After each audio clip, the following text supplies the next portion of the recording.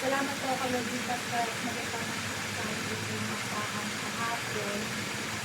Sabi ko po talagang kaaway kasi sabi ko, hindi talaga ako nakabasa.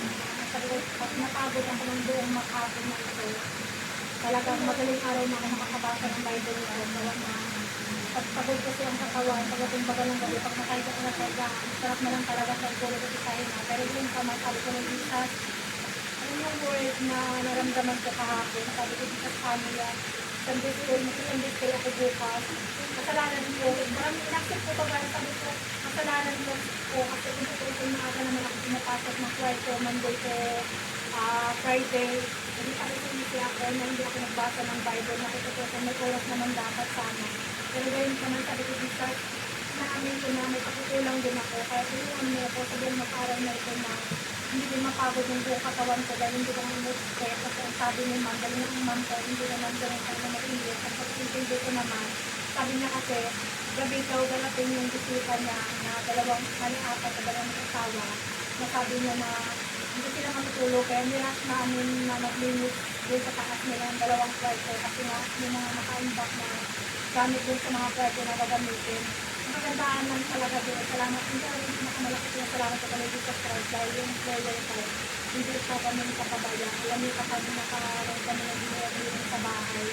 Parang nabibig ang katuwang ko na doon sa kapatulunod talaga. Dahil yung sabi ko na kamdam na rin siguro ng paano doon mapagod yung sa trabaho. So, salamat ako kay Lord Jesus Christ. Kaya kamang kahapon na hindi pa ako tapos maglinis sa tinawag niya ako. Sabi niya, tulungan mo nga ako na magluto tayo kasi alam niyo ilang minuto na lang, 11 o'clock na kung saan darating na daw pala yung bisita niya. So, lang sinis ko talaga, naitan talaga ako. Sabi ko, bakit talaga ako kahapon. Sabi ko ay, bakit naman ganun? Pag yung ibang makatid naman pa pumunta ng bahay, mga ilang oras bago sila pumunta, ang tawag at mga diyan natawag na sila ng umaga. Pero kahapon nila talaga naman tayo sa pagluto. Kaya niluto namin naman kahapon yung mga ready ko, uminabaga ng mga pagkain yung initin na lang. Pero yung samantabi, timing talaga kasi wala pa kami yung gasol namin, hindi pa namin alam kung paano yung ikabit. Pinapanatin kami sa kabitan, pero hindi namin sa maikabit kasi hindi kami marunong baliwa. Pero ganun, salamat sa kayo din sa yung bagay, pero naman ganito yung saya kasi nanonood ko na sabi ko dito, pag napagod ako magtulong hapon nito, hindi talaga ako makamag dahil yung sarap na rin tayo ngayon kapag pero naman sa parang ng Lord Jesus Christ, hindi ko na ganun man, napagod na ako ng tanghali at pagkatapos ko ng trabaho, nakakaw ko na din ako. Sabi ko, ito yung ko na magbasa ng Bible pero hindi nakakasakit ko yung magbasa ko ng Bible ko na maingay na yung ismisa ng dalawang matanggal din sa sayang. Kaya ganun kami sabi ko, bahala na po. Kaya bandang hapon talagang kung pag-nabikit na kasi sila, kaya naman ako kasi kung kasi nakaupulan na lang ako din sa kasi. Nakagawa ko ng kahit may bisita sila, try ko baga na maglinis harap kasi okay lang. Hindi para nila maglinis ako para pagdating baga ng hapon ay kung na lang nilinisan ko parang minalis ko na lang talaga ng ayos ko oras ko para kasi ng gabi kung na lang yung inisan ko ko. Pero ganun pa pagdating na ng hapon, sabi ni Ma'am ko sabi ko, ito paano yan talagang gusto ko magbasa ng Bible pero yung nakapagdagat na pinagkakaloob niya yung humbleness, lalo niya yung humbleness. Dahil yun ang pag-humble ni Lord Jesus Christ na kailangan talaga tanggapin natin lahat ng mga turo niya na kahit rebuke pa man, kahit alam mo parang nagagalit na yung ano mo, yung sarili mo kasi yan yung mahirap din nakalabanin yung talagang ugali natin pa. But lagi natin iisipin lagi na salita ng Panginoon yan means pangangaral sa atin ng Panginoon. Kaya maganda rin talaga na ma-open yung mga ganong bagay-bagay. Kasi tama nga naman na bakit may in-vain ba yung gagawin mong maaga kang pupunta dito, na which is na lagi mo naman siyang ginagawa. Na lagi mo naman siyang, kumbaga routine mo na yung every Sunday.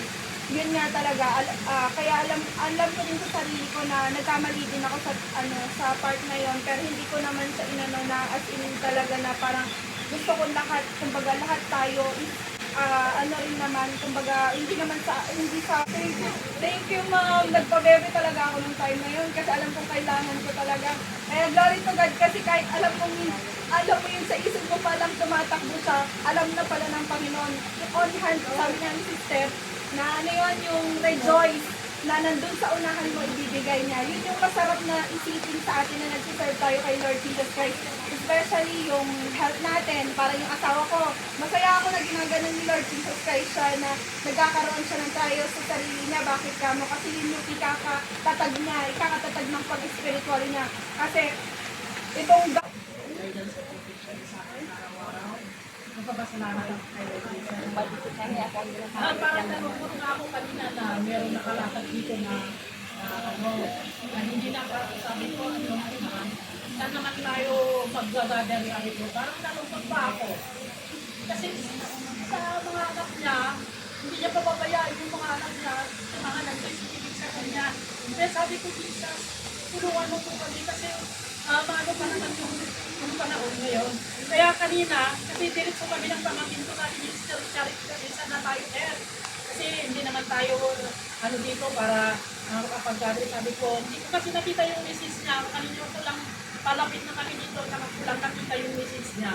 Dahil dami ko kasi yung mga hindi ko na maalim yung cellphone ko. nagpunta kami doon sa ilalim ng tulay, wala pala kayo doon. Sabi ko, saan na kaya sila? Kaya bumalik ka agad kami ni Sister Annabel, sabi ko baka doon sila sa kubo. Eh, hindi ko naman naisip agad na titignan ko yung cellphone ko, dito ko lang nakita. Kaya sabi ko, ay dito pala sila. Kaya, papagad tayo, mga kapatid, dahil ito na siguro yung inala ng Panginoon para sa ating pagdagaling ko sa Sunday. Na kung sabi ko sa isip ko na, kailangan ko talaga may unity tayo. Kasi nakita naman ni Jesus yung pagsisikap ng bawat isa. Kasi kung may unity, nandyan yung pagmamahalan ng bawat isa. Let brotherly love nga sabi. Kasi kung meron pong isa na, yung nga sabi, ang pinakamahalaga po, ano natin po yung ating pong ministry, huwag po tayong magmurmur. Kasi ang Panginoon naman po yung mag-reward sa atin pong mga ginagawa. Praise the Lord. Ito, yung place na ito. Kaya nagpapasalamat ako kay Lord Jesus dahil sa kanyang pag-ibig sa buhay natin. Hindi niya tayo pinabayaan na dyan lang sa labas. Dito tayo ngayon.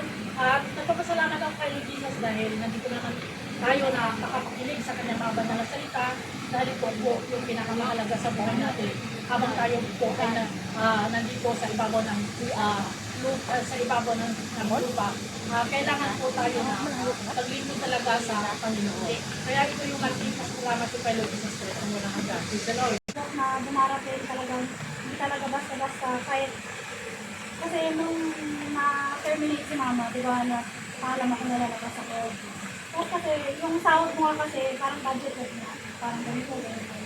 Eh, every sahod ko, parang natitira sa akin, mga 200 or 150 lang.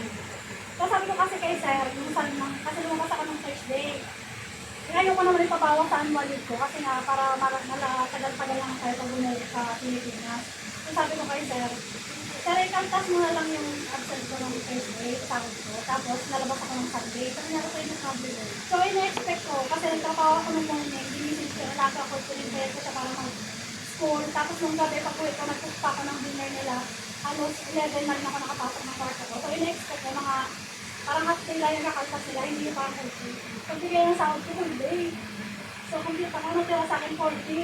Oh, thank you, Jesus. So, marami talaga yung blessing, 40. Pero dapat siya, parang 540. Kasi kasama yung tithes ko, kasi 540. So, sabi ko kay mama, lupain ko kaya si Pastora. Pastora, ano lang mag-tithes? Lupain ko sa akin, Tapos, siyempre, para kay Lord Jesus, pero niluloko ko lang, pero naisend ko na sa kanya. Sabi ko sa kanya, alam mo, kasi sana kita, hindi mo natin mag-tithes yung Pastora, sabi mo, okay lang ba ito sa akin? So, ito sabi ko sa akin, pero pag para kay Lord Jesus, kaya sabi ko kay Jesus, yun pala yung kagandahan kapag yung deeper na yung understanding mo sa Word of God. Parang nalala niya yung kwento ko dati na na-terminate si